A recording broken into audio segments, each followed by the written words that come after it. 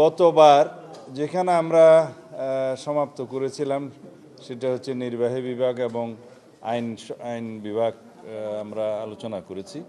নির্বাহী বিভাগের একদম শেষ দফা ছিল অ্যাটর্নি সার্ভিস।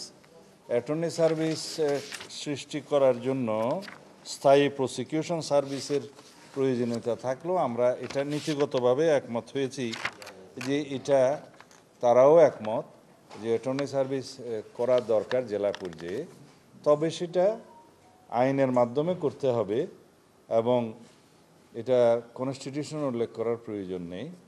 সে আইনের মাধ্যমে পরীক্ষামূলকভাবে প্রথমে 10% নিয়োগ দিয়ে এটা ট্রায়াল অ্যান্ড এরর ভিত্তিতে একটা এক্সপেরিমেন্ট করা হবে। তারপরে সেটা যদি ফলপ্রসূ হয় এই অ্যাটর্নি সার্ভিসের পরিধি আরও বাড়ানো যাবে। এটা ওনারাও মোটামুটি একমত। বিচার বিভাগ দিয়ে শুরু করি। আজকে যেটা আমরা শুরু করলাম, বিচার বিভাগের প্রথমে আসে সংবিধানের যে অংশটা বিচার বিভাগের, সেটা হচ্ছে আর্টিকেল 94 থেকে আর্টিকেল 117 পর্যন্ত। এখানে 20টা আর্টিকেল আছে। এখানে কয়েকটি আর্টিকেলে ওনারা সংশোধন এবং পরিবর্তনের প্রস্তাব করেছেন। তার মধ্যে সুপ্রিম কোর্টের বিকেন্দ্রীকরণ নিয়ে প্রথম কথা হয়েছে। ওনাদের প্রস্তাব হলো যে স্থায়ী বেঞ্চ যেন বিভাগগুলোতে করা হয়। তা আপনারা জানেন যে 8ম সংশোধনী একটা ছিল সংবিধানের, এটা অবশ্য সামরিক শাসক এরশাদের সময়। তখন সুপ্রিম কোর্টের বিকেন্দ্রীকরণের জন্য স্থায়ীভাবে যে বিধান আনা হয়েছিল কনস্টিটিউশনে, সেটা চ্যালেঞ্জ হয়ে পরে এটা অসাংবিধানিক ঘোষণা করা হয়।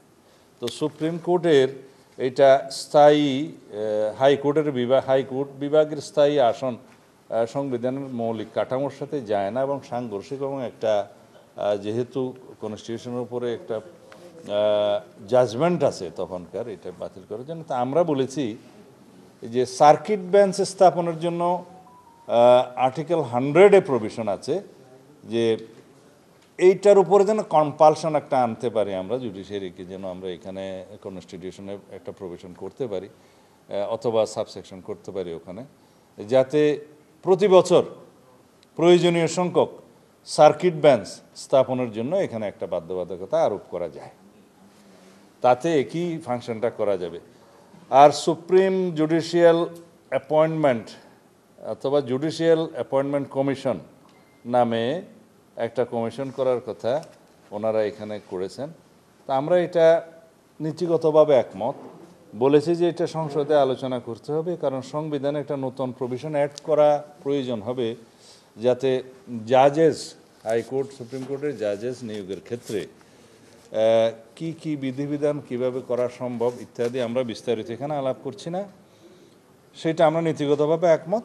তবে এটা একটা নতুন বিধান যুক্ত করতে হবে সংবিধানে।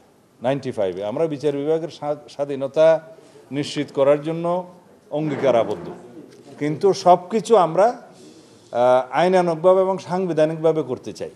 এটা আর্টিকেল 95(2)-তে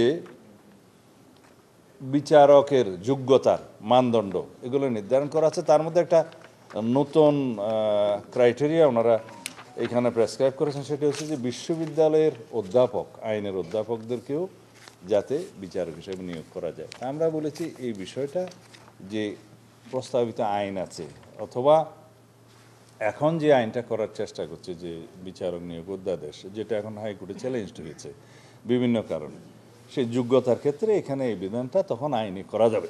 আমরা নীতিগতভাবে একমত।